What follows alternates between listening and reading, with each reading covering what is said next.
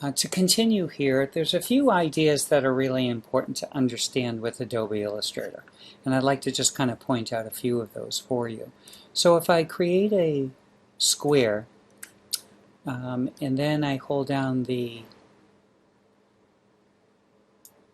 menu to select the ellipse tool, okay, you'll notice that when I create a shape in Illustrator, it's important to kind of understand how the fill and the stroke attribute works. So for example, if I bring up my swatches tab here, you'll notice that because my square is selected, you'll notice that the attribute that's currently applied to this particular shape is a stroke only. Okay, and you can see that denoted down at the lower part of my tool palette here. So if I click on the fill chip, if you will, you'll notice that none is currently selected. But if I select, let's say for example, a color, the color red, what that does is you'll notice it fills not only down here at the bottom part of my tool palette, but also it will apply that attribute to the actual shape in my composition. Okay, and you'll notice that the circle also has a little bit of red in it because there's no attribute that's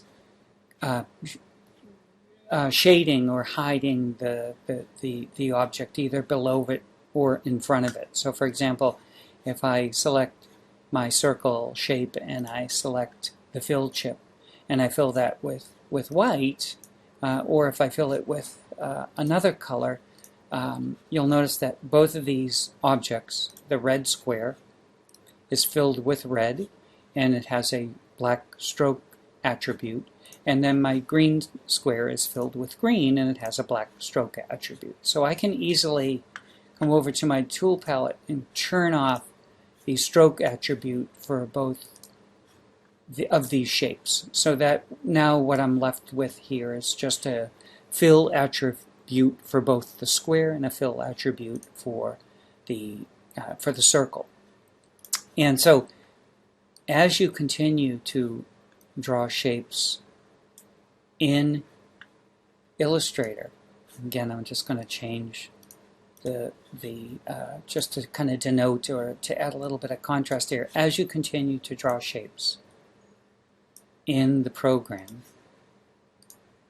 the most recent shape that you create will always be in the foreground, and then so what happens here is that it's all begins to be, even though despite the fact that everything is currently on one layer, all of my elements are actually on one layer, the shapes will react as layers as well. So the point is, or the problem is, we can't see down behind the other shapes because they're hiding each other. So you want to kind of think of it like a deck of cards, where one card is placed onto another, and because of there's no transparency that's built into the shapes, they're all 100% opaque. So you cannot see down through to the other shapes. So, but I can also manage how these shapes interact with the other shapes. So, for example, as I had pointed out, the most recent shape here is the one that's in the foreground. I can go up under my Object menu and select Arrange Send to Back. So what that does is it will send that shape all the way to the back of the other previously drawn shapes.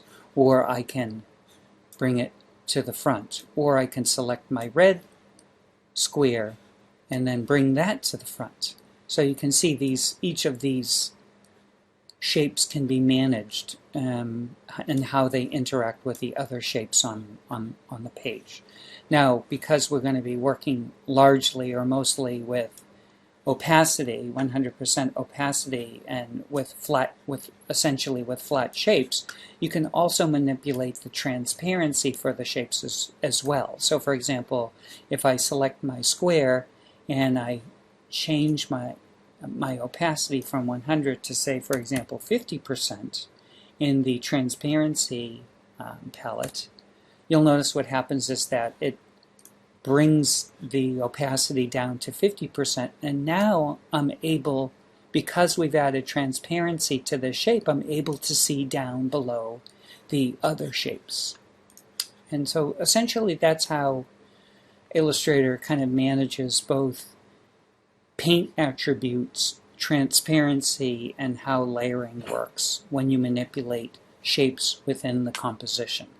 That ends this lesson. Thanks.